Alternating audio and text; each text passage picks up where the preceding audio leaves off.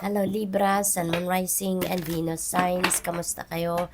Sana po'y nasa mabuti kayong kalagayan. Welcome back po sa Star Tarot.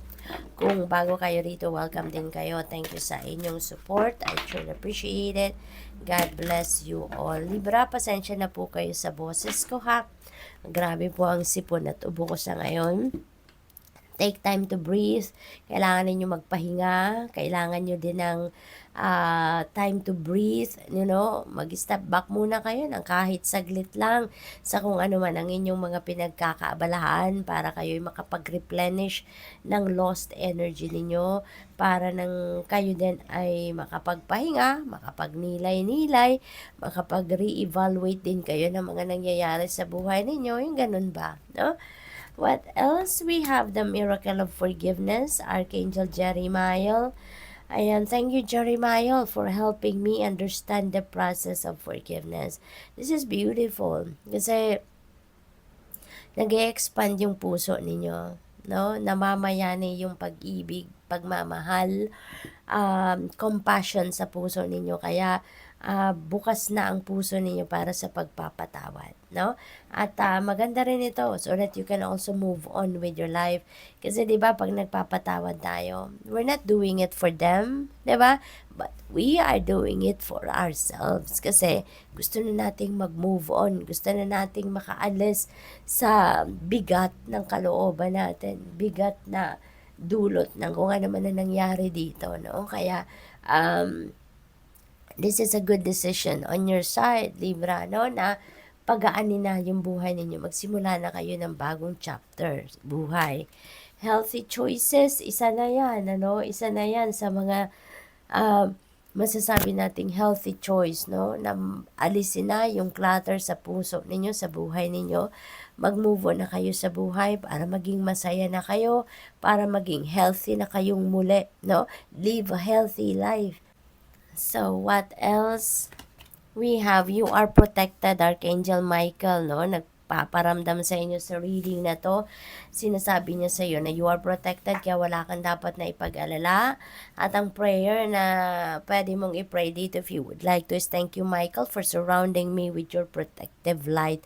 So, wala kang dapat ikatakot. Archangel Michael is always hugging you, no? Lagi kang binabalot niya ng kanyang protective light, kaya wala kang dapat na ikatakot. Unconditional love, napakaganda, nandito si Divine Mother at ang mensahe or yung prayer na pwede ninyong dasalin. Thank you Divine Mother for helping me to give and receive the love I deserve. Napakaganda nito. Kasi this represents Mama Mary. Maaaring ang iba sa inyo, feel na feel ninyo yung unconditional love ni Mama Mary sa inyo. Maaaring marami kayong mga pinagdadasal sa Kanya na talagang nangyayari o nararamdaman ninyo ang Kanyang presence, yung ganun. Maybe ang iba sa inyo is a devotee of Mama Mary din. Maaring lagi kayong nagpe-pray sa Kanya ng rosary, maaring lagi kayong nagno-novena sa Kanya, something like that. We have a spiritual abundance, Libra. Wow, napakaganda.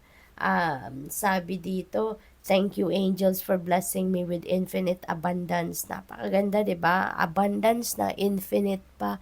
So parang walang katapusang kasaganaan ang maaring ibigay sa inyo sa ngayon, Libra.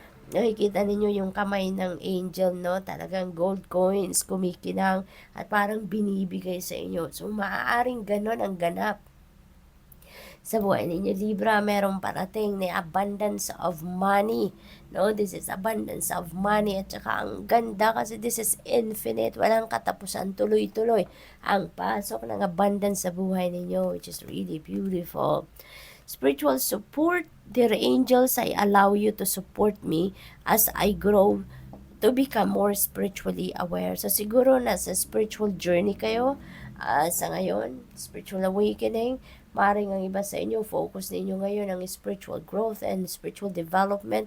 So siguro, nandoon kayo sa stage na yon sa ngayon, And you are feeling that support of your angels and the rest of your spirit team na tinutulungan kayo, ginagabayan kayo na maging aware kayo spiritually at mas lumalim ang awareness ninyo and understanding ninyo about your spiritual life, no?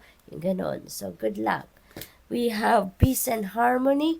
Archangel Raguel, sabi dito, thank you Raguel for surrounding my life in a harmonious light. Ayan, so this is really beautiful. Libra, kasi pinaparamdam sa inyo dito na ng energy na to na binabalot ka ng liwanag, no? Binabalot ka ng liwanag ni Archangel Raguel. So magiging maluwag na ang inyong pakaramdam. Kung meron man kayong sama ng loob, galit, mapapalitan niya ng liwanag, mapapalitan niya ng peace and harmony and love. Kaya napakaganda ng mga kaganapang ito sa buhay ninyo. So good luck. Thank you for watching. Love and light. Namaste.